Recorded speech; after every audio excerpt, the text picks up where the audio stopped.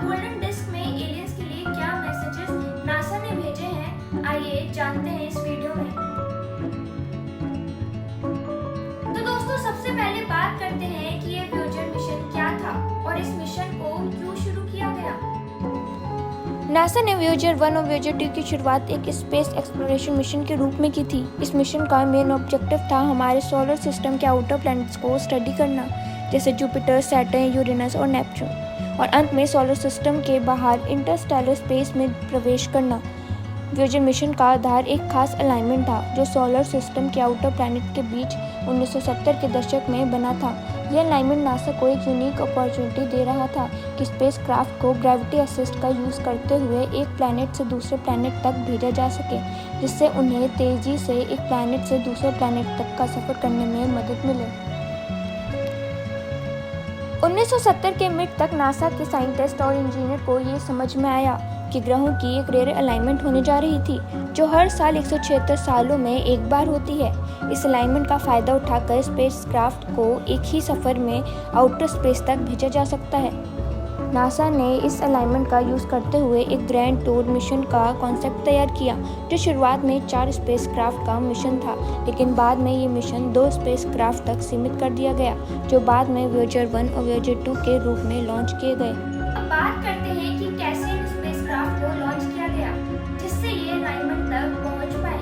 Voyager 1 और Voyager 2 को launch करने की तैयारी काफ़ी पहले से शुरू हो गई थी। नासा ने स्पेसक्राफ्ट के लॉन्च के लिए टाइटन सेंटोर रॉकेट्स का उपयोग किया, जो उस समय के सबसे पावरफुल रॉकेट्स में से एक थे। वोयेजर 2 को पहले लॉन्च किया गया 20 अगस्त 1977 को और वोयेजर 1 को इसके कुछ हफ्ते बाद 5 सितंबर 1977 को लॉन्च किया गया था। वोयेजर 1 को पहले लॉन्च नहीं किया गया था, लेकिन ये इसलिए पहले जुपिटर तक पहुंच गया क्योंकि इसका ट्रैजेक्टरी डायरेक्ट था। वोयेजर 2 का ट्रैजेक्टरी थोड़ा अलग था, जिसमें इसने जुपिटर के बाद सैटर्न, यूरेनस और नेपच्यून तक का सफ़र किया।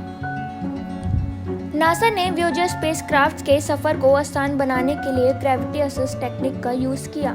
इस टेक्निक में स्पेसक्राफ्ट किसी प्लैनेट के पास से गुजरकर उसकी ग्रेविटी का यूज़ करते हैं, जिससे उसकी स्पीड बढ़ जाती है और ये अगले प्लैनेट तक आसानी से पहुंच सकता है। वोयेजर 1 ने पहले जुपिटर और सैटर्न के पास से गुजरकर अपनी स्पीड बढ़ाई, जबकि वोयेजर 2 ने जुपिटर और सैटर्न के बाद यूरेनस और नेपच्यून तक सफ़र किया। लेकिन अब जानते हैं कि आखिर ये वोयेजर मिशन क्या है और वोयेजर 1 और 2 ने अभी तक क्या काम किया है और कैसे मैसेजेस भेजे हैं पृथ्वी पर। नासा ने इस यूनिवर्स में मौजूद एलियंस का पता लगाने के लिए कई दशक पहले एक मिशन को लॉन्च किया था।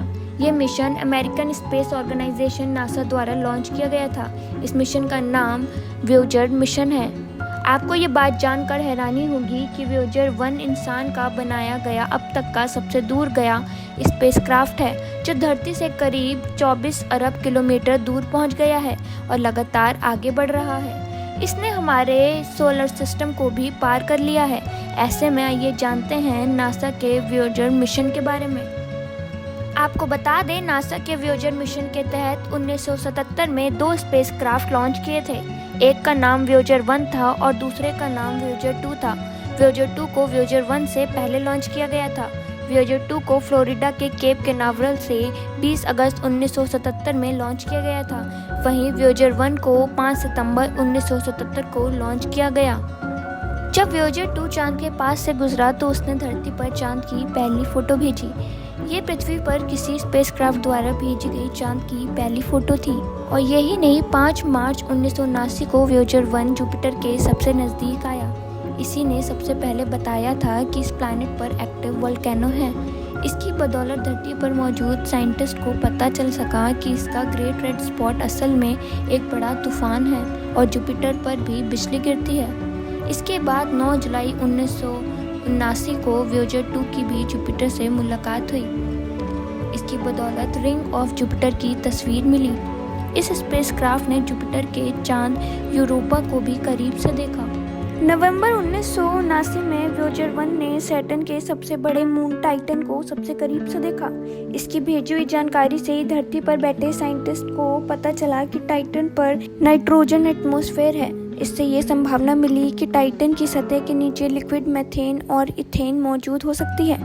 अगस्त 1981 में वोयेजर 2 भी सैटर्न के नज़दीक पहुंचा। इसने सैटर्न के कई आइसी मून्स को काफ़ी करीब से देखा। जनवरी 1986 में धरती पर बैठे साइंटिस्ट ने वोयेजर 2 की मदद से यूरेनस को काफ़ी करीब से देखा। इससे साइंटिस्ट को पहली बार पता चला कि यहाँ का टेम्परेचर 195 डिग्री सेल्सियस तक चला जाता है, यानी यूरेनस हमारे सोलर सिस्टम का सबसे ठंडा प्लैनेट है। इसके अलावा अगस्त 1989 में ये स्पेसक्राफ्ट नेपच्यून को सबसे पास से देखने वाला पहला स्पेसक्राफ्ट बना। 17 फरवरी 1998 को पायनियर 10 को पीछे छोड़कर वोयेजर 1 स्पेस में सबसे दूर पहुंचने वाला मैन मेड स्पेसक्राफ्ट बना। इसके बाद 25 अगस्त 2012 को वोयेजर 1 हेलियोस्फीयर को छोड़कर इंटरस्टेलर स्पेस में पहुंचा और वोयेजर 2 ने भी। बात आती है कि इंटरस्टेलर स्पेस क्या है और वोयेजर 1 और 2 का वहाँ पर क्या काम है। इंटरस्टेलर स्पेस सोलर सिस्टम के बाहर का एक एरिया है जहां हमारे सन का इफेक्ट खत्म हो जाता है और दूसरे तारों का एरिया शुरू हो जाता है। इसे सोलर सिस्टम और आउटर स्पेस के बीच की खाली जगह समझ सकते हैं। यहाँ बहुत कम गैस, धूल और कॉस्मिक रेज होती हैं और यह एरिया सोलर सिस्टम के अंदर की तुलना में बहुत शांत और ठंडा होता है। वोयेजर 1 और 2 का मेन काम वहाँ के एनवायरनमेंट और पार्टिकल्स की स्टडी करना है। इंटरस्टेलर स्पेस में वोयेजर ये मेज़र कर रहे हैं कि सोलर विंड्स कहाँ ख़त्म होती हैं और दूसरे तारों का इफ़ेक्ट कहाँ से शुरू होता है, जिससे हमें जानने में मदद मिलती है कि सोलर सिस्टम की लिमिट कहाँ ख़त्म होती है। वोयेजर इंटरस्टेलर स्पेस में मौजूद छोटे छोटे पार्टिकल्स जैसे गैस, धूल और कॉस्मिक रेज की जानकारी भेज रहे हैं। इनसे साइंटिस्ट को ये समझने में मदद मिलती है कि हमारे सोलर सिस्टम के बाहर का एनवायरनमेंट कैसा है। वोयेजर इंटरस्टेलर रीजन के मैग्नेटिक फील्ड को भी मेज़र कर रहे हैं। ये जानकारी हमारी गैलेक्सी के मैग्नेटिक फील्ड को समझने में मदद करती है। अब बात आती है कि स्पेसक्राफ्ट इतनी दूर इंटरस्टेलर स्पेस तक कैसे पहुंचे। नासा ने इनको कैसे डिजाइन किया है, आइए जानते हैं। नासा के इंजीनियर्स ने स्पेसक्राफ्ट को बनाते समय कई इंपॉर्टेंट एस्पेक्ट्स को ध्यान में रखा। स्पेसक्राफ्ट को इस तरह से बनाया गया था कि ये स्पेस में एक्सट्रीम एनवायरनमेंट में काम कर सके, जैसे रेडिएशन, भयंकर ठंड और वैक्यूम। स्पेसक्राफ्ट का वेट लगभग 722 किलोग्राम था। स्पेसक्राफ्ट में आरटीजी यानी रेडियो आइसोटोप थर्मोइलेक्ट्रिक जनरेटर लगाए गए थे, जो न्यूक्लियर पावर से 40 से 50 सालों तक स्पेसक्राफ्ट को एनर्जी देता रहे। स्पेसक्राफ्ट में 10 से ज़्यादा साइंटिफिक इंस्ट्रूमेंट्स लगाए गए थे, जो प्लैनेट की डिटेल स्टडी करने के लिए तैयार किए गए थे, जिसमें कैमरास, मैग्नेटोमीटर्स, स्पेक्ट्रोमीटर्स और प्लाज्मा डिटेक्टर्स शामिल थे। कम्युनिकेशन सिस्टम के लिए स्पेसक्राफ्ट में हाई गेन एंटीना लगाए गए थे, जो कि पृथ्वी तक डाटा भेज सकते थे, और नासा के deep space network system in signals को रिसीव करता था। तो चलिए अब बात करते हैं उस गोल्डन रिकॉर्ड के बारे में जो एलियन के लिए भेजी गई थी। लेकिन वो अपने रिकॉर्ड में क्या मैसेज लेकर गई थी, आइए जानते हैं। वोयेजर 1 और 2 के साथ नासा ने गोल्डन रिकॉर्ड भी भेजा था, जो ह्यूमन सिविलाइजेशन का एक मैसेज है। इसका एम ये था कि अगर कभी कोई एलियन सिविलाइजेशन वोयेजर को पाए तो उन्हें पृथ्वी के बारे में जानकारी मिल सके। लेकिन इस गोल्डन रिकॉर्ड में क्या था, आइए जानते हैं। इस गोल्डन रिकॉर्ड में 116 इमेजेस हैं जो पृथ्वी, नेचर, एनिमल, इंसान और उनके कल्चर को दिखाती हैं। इन तस्वीरों का ऑब्जेक्टिव ये है कि किसी भी एलियन सिविलाइजेशन को पृथ्वी के विकास और ह्यूमन सिविलाइजेशन की एक झलक दी जा सके। इसके साथ ही नेचुरल साउंड्स जैसे कि पानी की झरने, हवा के झोंके, बिजली की गरज और पृथ्वी पर अलग अलग प्राणियों की आवाज़ को शामिल किया गया है, और इनमें 55 भाषाओं में नमस्ते या हेलो कहा गया है, जिसमें हिंदी, ग्रीक, इंग्लिश, मैंडेरियन जैसे भाषाएं शामिल हैं। हिंदी में मैसेज नमस्ते और शुभकामनाएं दिया गया है।